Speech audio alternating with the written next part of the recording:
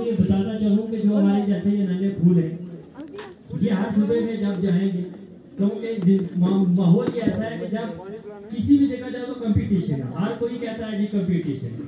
मामला ये है कि जब कोई एग्जाम होता है तो वहाँ भी उनको अगर अच्छी से तालीम ना हो तो वो क्वालिफाई नहीं कर सकते।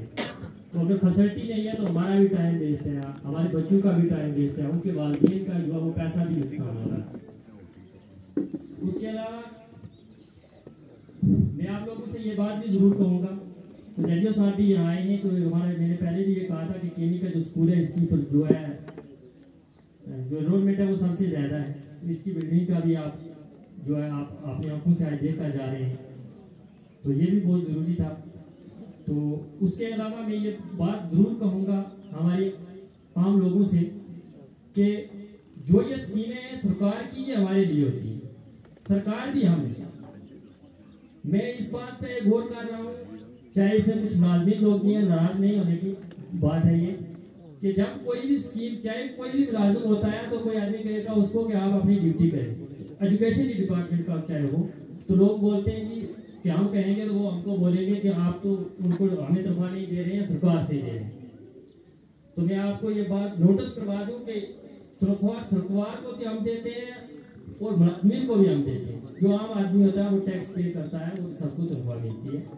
तो अगर टीचर जो है वो स्कूल में पढ़ाते हैं तो अगर माँ बाप बच्चों का ख्याल नहीं रखेंगे, उनको ये नहीं पूछेंगे कि आपने क्या पढ़ा है, आपको क्या फैसिलिटियाँ, तो टीचर क्या करेंगे? वहाँ बोल कर तो नहीं उनको पढ़ा सकते, क्योंकि टीचर की जो रिस्पॉन्सिबिलिटी होगी वो इतनी होती है। वो स्कूल में उनके पास 6 घंटे बच्चे रहते हैं, तो बच्चे 18 घंटा बाकी जो है घर में रहते हैं। तो मैं इसके हिसाब से एक जो एजुकेशन की एक मिसाल हो देता हूँ। तो जब सेकंड आलम की जंग थी तो 1945 में, शायद 6 अगस्त 1945 की बात है कि अमेरिका ने जापान पे हिरोशिमा और नागासाकी में अपना एटम बम लगाया था। तो जापान के शायद 2.5 लाख के करीब जो लोग थे वो मारे गए। तो जापान जो सरेंडर हो चुका था। उसके बाद जब अमेरिका का जो प्रेसिडेंट था सारे जापान का, तो वो अमेरिका के प्रेसिडेंट के पास जो मिलने गए तो उन्होंने 3 घंटे उनका वेट कराया बाहर बैठने के लिए, मतलब इतना इंतजार कराया कि वो मिलने गए कि 3 घंटे आप रुक जाओ, अभी मिलेंगे। तो उनको किसी ने पूछा कि सर आप इतना भी वेट कर रहे हो, आप भी तो एक बादशाह हो। उन्होंने कहा आज मेरा सवाल नहीं, मेरी कौम का सवाल है, मेरी अवाम का सवाल। तो जब उन्होंने 3 घंटे के बाद उनकी मुलाकात हुई तो उन्होंने उनसे एक ही कहा, आप हमारी हर चीज ले लो, हमारा एक एजुकेशन सिस्टम हमको फ्री कर दो। तो उन्होंने ये बात मानी उस दिन, और अमेरिका ने जब ये मानी तो उसके बाद वो जब आए तो उन्होंने कहा आज हमारी जीत हो चुकी है, क्योंकि हमारा एजुकेशन सिस्टम जो है वो फ्री हो चुका है। तो उसके बाद उन्होंने, आप देख लो कि दुनिया में ये डंका बजा के रख दिया कि जो है ना सलाई की सुई तक भी लोग बोलते थे मेड इन जापान, क्योंकि जापान के से ज्यादा किसी का नुकसान नहीं हुआ था। तो उन्होंने अपना डंका बचा के रख दिया। तो इससे ये जाहिर होता है कि एजुकेशन एक ऐसी चीज है कि जिसके जरिए हम या हमारा देश को सबसे आगे लेकर जा सकते हैं।